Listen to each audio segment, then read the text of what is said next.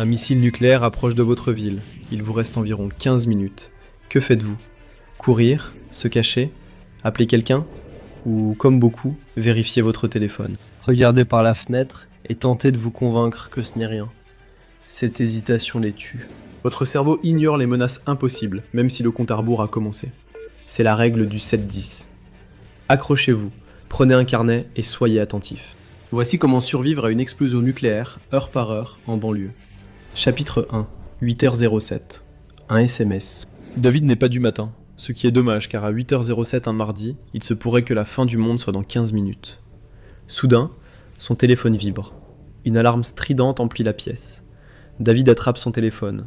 L'écran affiche « Alerte présidentielle, menace de missile balistique en approche. Cherchez un abri immédiatement, ceci n'est pas un exercice. » David le lit une fois, puis une seconde fois. Ça doit être une sorte d'arnaque ou de canular. Le message sur son téléphone est déjà dépassé.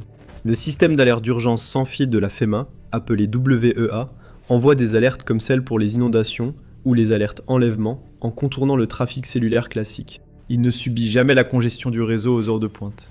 Et ce sont 12 minutes pendant lesquelles les tours cellulaires de 3 États diffusent simultanément la même alerte d'urgence sur toute la zone. Des millions de téléphones déclenchent des alarmes simultanément. Et les missiles en approche n'attendent pas que le réseau soit dégagé. Au moment où le téléphone de David a vibré, l'ogive était déjà à mi-chemin de sa cible, voyageant à environ 15 fois la vitesse du son. David a, au mieux, 15 minutes. Il en est actuellement à la 2e minute. À côté, son voisin, Gary, a déjà une longueur d'avance sur lui. Ou du moins, c'est ce que croit Gary. Gary Kowalski, 43 ans, se prépare à ce moment précis depuis près d'une décennie. Il possède un sac d'évacuation pour chaque membre de sa famille, chacun codé par couleur selon la priorité. Il a une radio à manivelle, 3 générateurs de secours, des repas lyophilisés et un classeur de protocole d'urgence plastifié. Gary voit l'alerte et il est déjà en action. Il a déjà chargé son camion avec 72 heures de provisions d'urgence, une lampe torche tactique et une radio CB. Il a passé une décennie à se préparer, pour le jour où tout s'effondrera. Le problème, c'est que Gary s'est préparé à survivre après l'effondrement, pas à survivre pendant les premières 48 heures. Il sort de son allée à 8h08 et il appuie sur l'accélérateur. Pendant ce temps, David est toujours sur son téléphone. C'est un des phénomènes psychologiques les mieux documentés dans la gestion des urgences, appelé la quête de confirmation. Après une alerte de catastrophe, la plupart des gens n'agissent pas immédiatement et cherchent d'abord des informations. Ils cherchent une confirmation et appellent sûrement quelqu'un pour se faire confirmer que la menace est réelle. En 2018, une véritable alerte signalant un missile balistique entrant a été envoyée à tous les téléphones à Hawaï. Des chercheurs de l'université de Géorgie ont analysé les réactions réelles des gens. Certains ont paniqué, envoyant à leurs proches des messages d'adieu, submergés par l'émotion et formulant des excuses comme si c'était la fin. Mais la plupart des gens ont hésité, essayant de déterminer la véracité du message avant d'agir. 45% des personnes interrogées dans le cadre d'une enquête sur leur réaction au message ont déclaré qu'elles n'étaient pas sûres de sa crédibilité. 27% supplémentaires ne l'ont tout simplement pas cru. Certains ont terminé leur petit déjeuner, d'autres ont simplement ignoré le message. Un homme, selon l'étude, est retourné se coucher. L'alerte est restée active pendant 38 minutes avant d'être corrigée. Pendant ce temps, avec un message véritablement terrifiant sur chaque téléphone de l'État, la réaction humaine dominante a été, en gros, d'accord. Le temps qu'il a fallu à la plupart des gens pour déterminer si l'alerte était crédible ou non, et prendre une quelconque mesure, était d'environ 12 à 15 minutes. C'est aussi, lors d'un véritable lancement, généralement la marge entre la vie et la mort. David en a déjà gaspillé 3. Il regarde son téléphone, puis ses enfants. Ses yeux reviennent vers le tiroir à bazar de la cuisine. Sous des menus de plats emportés et des piles usagées, se trouve une carte plastifiée avec 6 points clés, créée il y a 2 ans après avoir exploré Reddit à 2h du matin. La première ligne indique « N'évacuez pas, descendez immédiatement en sous-sol ». Le compte à rebours continue, il reste 12 minutes. Chapitre 2, de 8h08 à 8h20. Les 12 minutes les plus importantes de la vie de David. Quand quelque chose de terrible arrive, tout le monde sait qu'il faut juste courir. Tu t'enfuis, tu prends tes enfants, tu prends ta femme, tu prends ton portefeuille et tes clés. Tu mets autant de distance que possible entre toi et cette chose terrible, et tu quittes les lieux au plus vite. C'est le scénario de chaque exercice d'évacuation auquel David n'ait jamais participé. Bouger, c'est survivre. Rester immobile, c'est mourir. La feuille plastifiée est claire, n'attends pas, et ne pars pas. Karen, la femme de David, apparaît dans l'embrasure de la porte de la cuisine, le visage pâle et choqué, comme si elle ne réalisait pas encore le changement soudain. Elle demande si l'alerte est un exercice. David secoue la tête. Non. Ils perdent des minutes précieuses. David attrape les enfants et se précipite vers le sous-sol. La gravité de la situation frappe Karen, et la panique se lit sur son visage. Gary Kowalski est déjà sur la route depuis 3 minutes. Sa radio CB grésille de transmission. La panique envahit les ondes. Il jette un coup d'œil par la fenêtre et voit des gens s'agiter sans savoir quoi faire ensuite. Mais Gary a un plan. Il a le classeur d'urgence sur son siège, ouvert à la section du protocole d'évacuation. Il se dirige vers la campagne de l'Indiana, chez son beau-frère, à environ 225 km à l'ouest. Le réservoir est plein et il a des barres énergétiques ainsi que des rations militaires MRE. Mais ce qui manque à Gary, c'est le facteur de protection. C'est une mesure utilisée par les planificateurs d'urgence pour évaluer à quel point une structure ou un véhicule réduit votre exposition aux radiations par rapport à l'extérieur. Un facteur de protection de 10 signifie que vous recevez 1/10 de la dose de radiation extérieure. Et un facteur de 40, un 40e. Le camion de Gary a un facteur de protection de 2, et c'est en étant généreux. La littérature sur la gestion des urgences n'est pas ambiguë à ce sujet. Une voiture, n'importe quelle voiture en réalité, peu importe le nombre de fournitures d'urgence à l'arrière, peu importe son prix, est, du point de vue des radiations, essentiellement une grande vitre sur roue. Le cadre métallique protège à peine. Le verre ne protège pas du tout. Vous seriez aussi exposé lors de retombées nucléaires que debout dans votre jardin. Le sous-sol standard de banlieue, c'est une autre histoire. Oui, même ce genre de sous-sol non fini, un peu humide, avec le chauffe-eau dans le coin, offre un facteur de protection compris entre 10 et 40. En avançant vers le centre du sous-sol, la protection contre les rayonnements gamma s'accroît, grâce au béton, à la terre et à la masse de la maison. Autrement dit, il est plus probable de mourir des radiations dans les embouteillages qu'en s'abritant dans une pièce intérieure pas idéale. Gary revoit son plan mentalement. Il a pensé à tout, sauf aux embouteillages. La route devant lui est complètement bloquée. Toutes les autres personnes dans un rayon de 24 km ont eu la même idée que lui. Devant, quelqu'un klaxonne sans relâche. Gary consulte sa montre, nerveux, et augmente le volume de la radio CB. Après avoir pris de la nourriture, de l'eau et quelques provisions dans le garage, David fait descendre sa famille à la cave à 8h19. 12 minutes après l'alerte, à la limite où, selon les données d'Hawaï, la plupart cessent d'hésiter et agissent enfin, il ferme la porte de la cave derrière eux. La pièce est sombre et humide. Il allume la lampe torche de son téléphone pendant que les enfants montent sur un vieux canapé. David s'assoit près d'eux et fixe, la main tremblante, le point 2 de l'affiche plastifiée. Restez sous le niveau du sol. Ne montez jamais à l'étage. Le danger est invisible. Dehors, à travers une petite fenêtre de sous-sol près du plafond, le ciel est parfaitement normal, bleu, avec quelques nuages qui flottent sans but. Rien ne se passe, ou du moins, rien de visible. Chapitre 3. 8h20. Le cercueil de verre. Le sous-sol de la maison Caruso n'est pas un paradis pour survivalistes. Il n'y a pas d'abri renforcé, ce qui était la norme dans les maisons construites dans les années 1960. Pas de combinaison anti-radiation au mur, ni de réserve de produits lyophilisés pour 6 mois dans le placard. Ils ont juste leur vieux canapé, un chauffe-eau, et des décorations de Noël dans des cartons non étiquetés. Dans un coin se trouve l'étagère de conserve que Karen a achetée en panique pendant la pandémie, puis oubliée. Elles sont désormais la réserve alimentaire principale de la famille lors d'un événement apocalyptique. David en fait l'inventaire mental. 16 bouteilles d'eau derrière les cartons de Noël. Le chauffe-eau contient encore 45 gallons, si besoin. Des conserves, même s'il n'a aucune idée de leur date de péremption. 2 téléphones, tous deux presque chargés, à utiliser comme lampe de poche. Il était censé laisser ici une vraie lampe torche. À chaque fois, il s'est dit qu'il le ferait plus tard. S'il y a un plus tard, il ne refera pas cette erreur. Voici une question. Si 2 personnes investissent la même somme, pourquoi l'une réussit-elle souvent mieux ? Ce n'est pas une question de chance. Tout commence par 2 mythes, auxquels des millions d'investisseurs croient encore. Démystifions-les avec le sponsor d'aujourd'hui, Mintos. Mythe numéro 1. Les actions sont le seul moyen de faire croître régulièrement votre épargne. Eh bien, les actions sont volatiles. Le S&P 500 américain connaît de fortes baisses chaque année. Et en 2025, il a chuté de près de 19% avant de se redresser. Cela peut être stressant et amener de nombreux investisseurs à faire des erreurs coûteuses, sous le coup de l'émotion. Mythe numéro 2. Les actifs à revenus fixes sont compliqués. Ils ne sont pas destinés aux investisseurs ordinaires. En réalité, investir dans le revenu fixe est plus simple que vous ne le pensez. Le marché européen de l'investissement alternatif pour les particuliers a presque doublé en seulement 5 ans. C'est là que Mintos entre en jeu.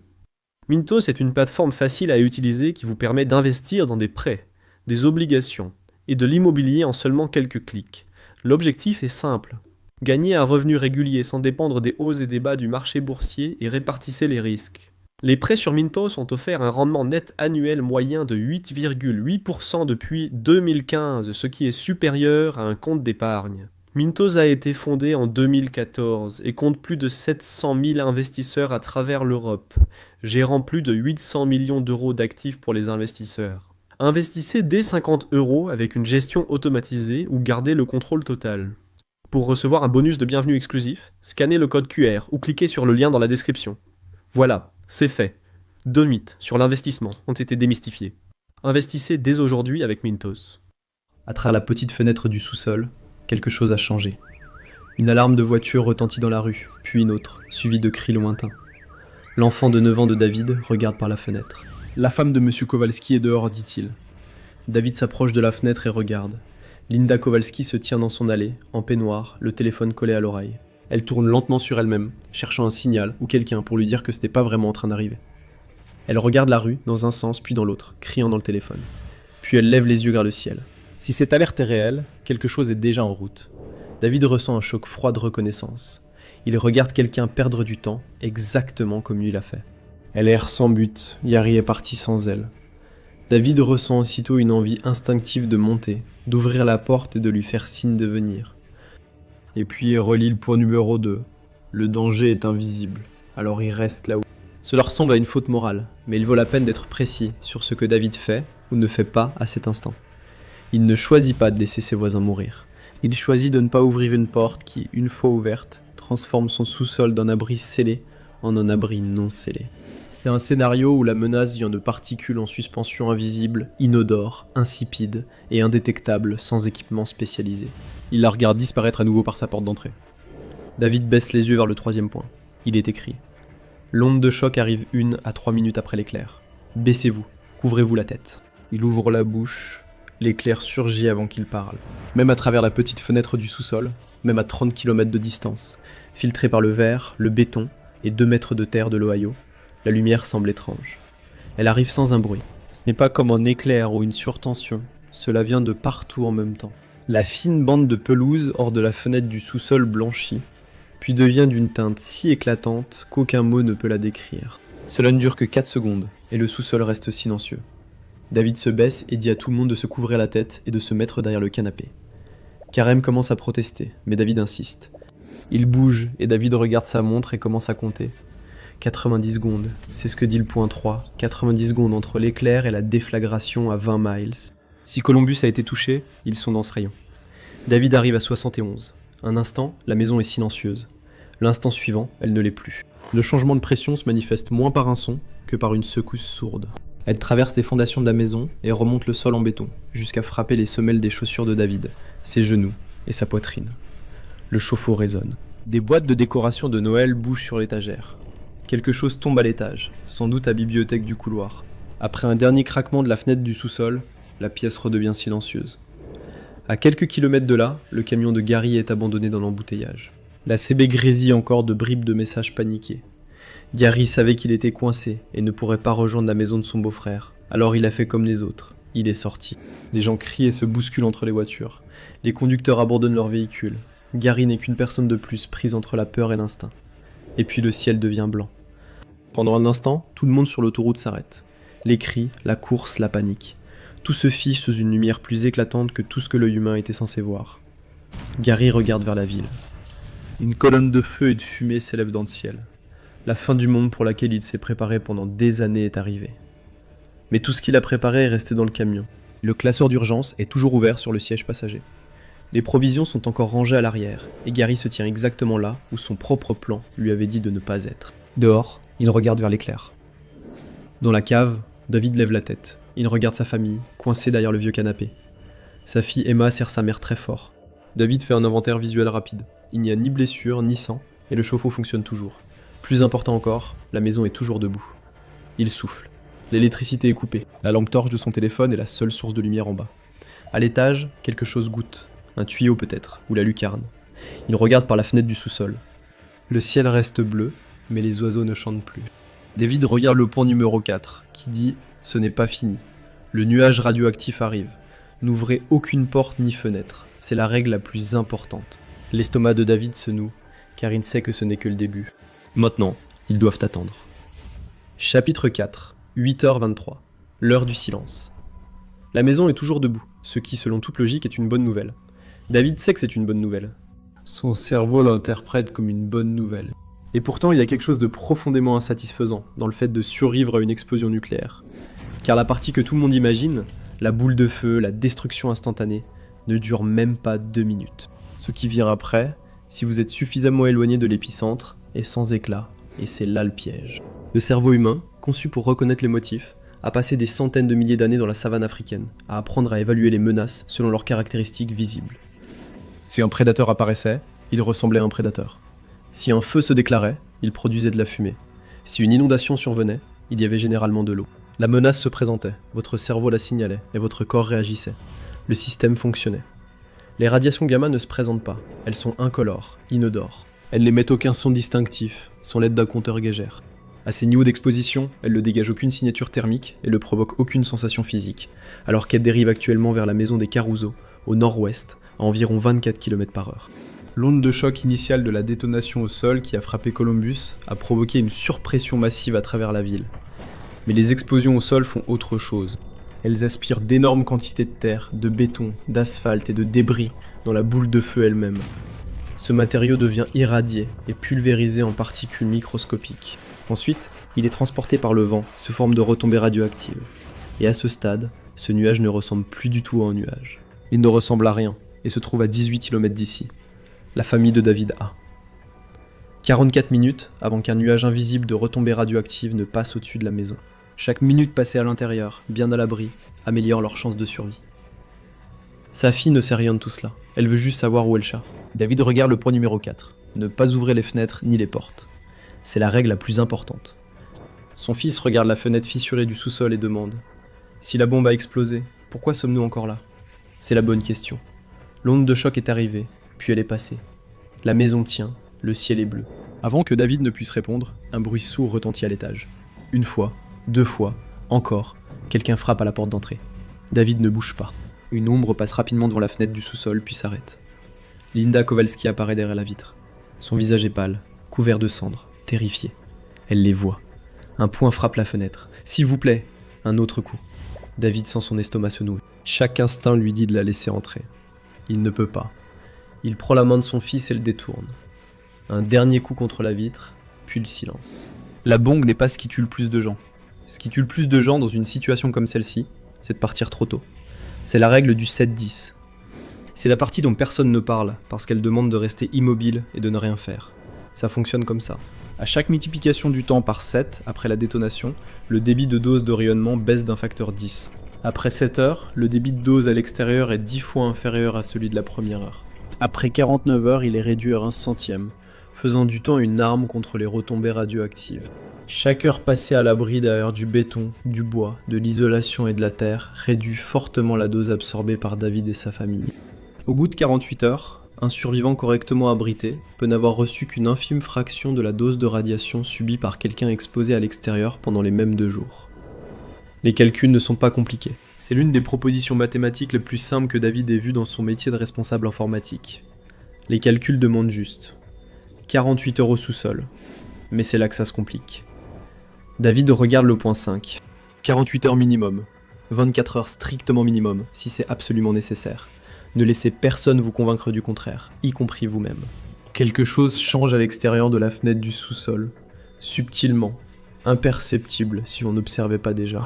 Si vous aviez pas passé 51 minutes à fixer la pelouse, la vitre fissurée et le ciel, vous n'auriez pas remarqué que la lumière est différente, plus diffuse. C'est comme si le soleil était passé derrière un nuage très fin et haut qui aplatit les ombres sur la pelouse devant la maison. David fixe le chêne de son voisin. À 7 heures du matin, son ombre devrait être nette. Au lieu de cela, les contours sont flous. David regarde le point numéro 6. Il le lit une fois, puis une deuxième fois. Il fixe la fenêtre, puis sa famille. Chapitre 5, 9h16 du matin. La pluie noire.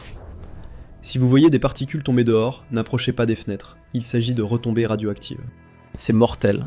C'est le point numéro 6. David dit à tout le monde de se déplacer au centre de la pièce. Il n'y a pas de panique dans sa voix, mais Karen sait que quelque chose ne va pas. Elle se lève immédiatement et commence à déplacer le canapé. Dehors, à la fenêtre du sous-sol, quelque chose tombe. Cela a la même dérive paresseuse et sans direction que la neige. la même indifférence à la gravité. C'est de la couleur de la cendre, avec la texture du sable fin, et cela se dépose délicatement sur la pelouse de Caruso, le toit de la voiture de Linda Kowalski, et les empreintes de mains qu'elle a laissées sur la fenêtre du sous-sol. David observe la poussière grise les effacer lentement. Les retombées radioactives d'une explosion au sol sont généralement composées de particules assez grosses pour être visibles à l'œil nu. L'image populaire de le rayonnement est celle d'un tueur invisible. Des rayons, ondes et émanations d'une source lumineuse qu'on ne peut ni voir ni toucher. Les retombées d'une explosion au sol ne sont pas comme ça. Il s'agit en réalité d'acier, de béton et de matière humaine, tous vaporisés au point de détonation, aspirés dans la boule de feu et irradiés par la réaction nucléaire. À ce moment-là, il ne lui reste plus qu'à suivre les lois fondamentales de la physique. Tout ce qui monte doit redescendre. Les fines particules grises se déposent sur les pelouses, les capots des voitures, les chaînes, ainsi que sur les cheveux et la peau des personnes dehors. Si vous vivez dans un endroit normal et que vous voyez de la neige en juillet, vous feriez mieux de chercher un abri immédiatement. Vous ne nous croyez pas ? Le 1er mars 1954, les États-Unis ont fait exploser une arme thermonucléaire appelée Castle Bravo sur l'atoll de Bikini, dans les îles Marshall. Elle avait une puissance de 15 mégatonnes, soit 1000 fois celle de l'arme d'Hiroshima, et près de 3 fois plus que prévu par ses planificateurs. La détonation a vaporisé 10 millions de tonnes de sable, de corail et d'eau, les transformant en un nuage de retombées radioactives large de 160 km. Lorsque ce nuage a atteint l'atoll de Rongelap, à 180 km du site d'essai, les retombées ressemblaient à de la neige. Des enfants jouaient avec. Les adultes continuaient simplement à travailler dans leur jardin. Rongelap a été évacué. Les conséquences sur la santé ont été si graves, durables, voire mortelles, que tout l'atoll a fini par être déclaré inhabitable. Les 2 jours suivants, la règle du 7-10 devient une course contre la montre. David consulte son téléphone avec 23% de batterie. Il ouvre ses notes et retrouve les chiffres copiés depuis Reddit, il y a 2 ans, sur la feuille plastifiée. Si quelqu'un sortait dehors maintenant, on appellerait ça une dose de radiation. À 100%, attendez 7 heures, et ce n'est plus qu'environ 10% de cela. Attendez 49 heures, et cela descend à 1%. Chaque heure dans ce sous-sol augmente leurs chances. Dehors, les retombées sur la pelouse des Caruso sont au maximum de dangerosité. Le débit de dose atteint alors son pic. Les particules sont fraîches, au maximum de leur radioactivité, et recouvrent fièrement chaque surface du quartier. Le pire moment, c'est aussi celui où on a l'impression que rien ne se passe.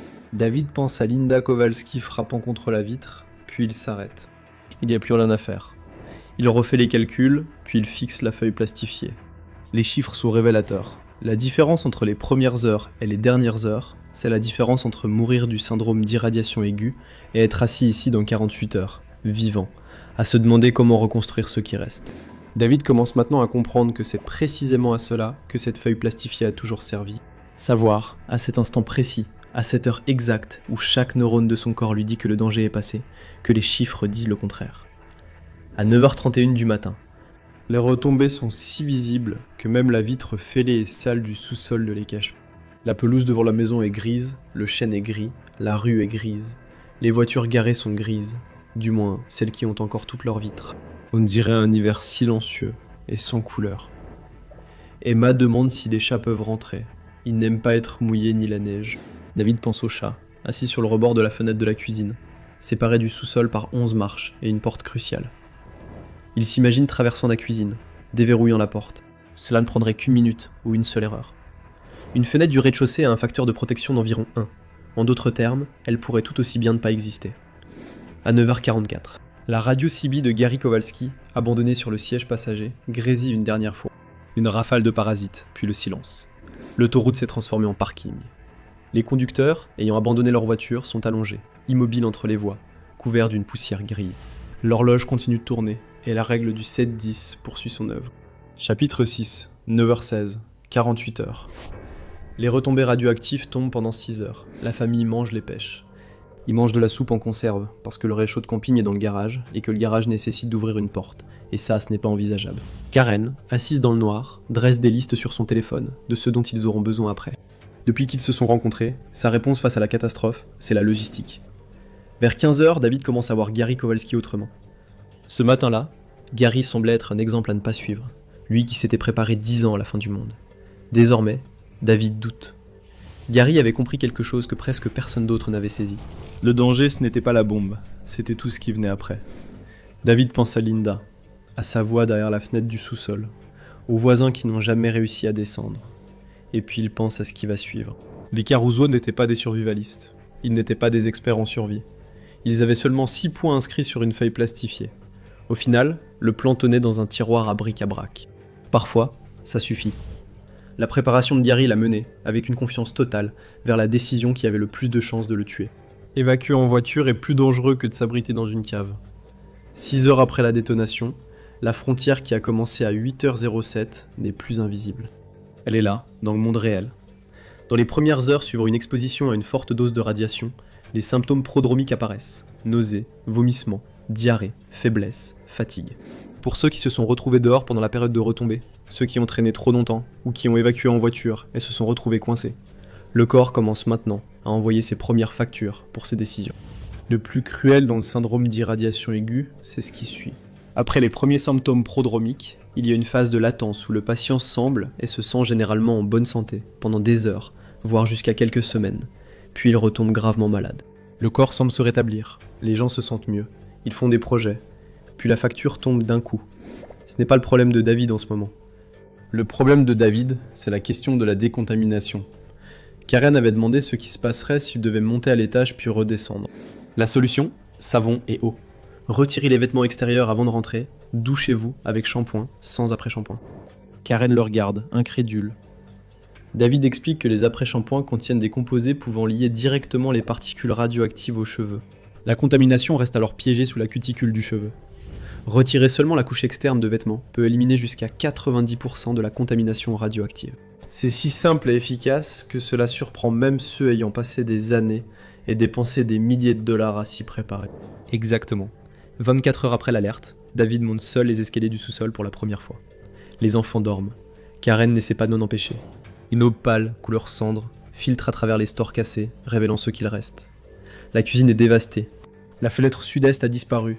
Des éclats de verre jonchent toutes les surfaces. Une fine poussière grise recouvre les plans de travail. La bibliothèque est renversée dans le couloir, comme il l'avait prédit. La radio sur le comptoir ne fonctionne plus. Rester à l'intérieur pendant 48 heures a réduit l'exposition totale de la famille de David aux radiations d'environ 99% par rapport à la première heure passée à l'extérieur. Il n'avait pas besoin d'un bunker pour survivre, ni d'un manuel complet de survivalisme. Les 2 survivants les plus proches de l'hypocentre à Hiroshima ont survécu car ils étaient dans des sous-sols en béton protégé. Le survivant connu le plus proche, un homme nommé Eizo Nomura, se trouvait dans le sous-sol d'un bâtiment en béton armé à un peu plus de 150 mètres du point zéro. Il a vécu jusqu'à l'âge de 84 ans. Il n'avait pas de sac d'évacuation. Il avait un sous-sol et la chance d'y être, tout comme David et sa famille. David trouve le chat dans le placard à linge en haut des escaliers, son bunker personnel depuis environ 8h22 la veille. D'une façon ou d'une autre, le chat va parfaitement bien. Dehors, le monde ne va pas bien. Vous savez maintenant survivre à une explosion nucléaire, mais que se passe-t-il si vous êtes pris dans les retombées radioactives ? Découvrez leurs effets sur le corps dans Radiation, les pires façons de mourir. Ou regardez ceci.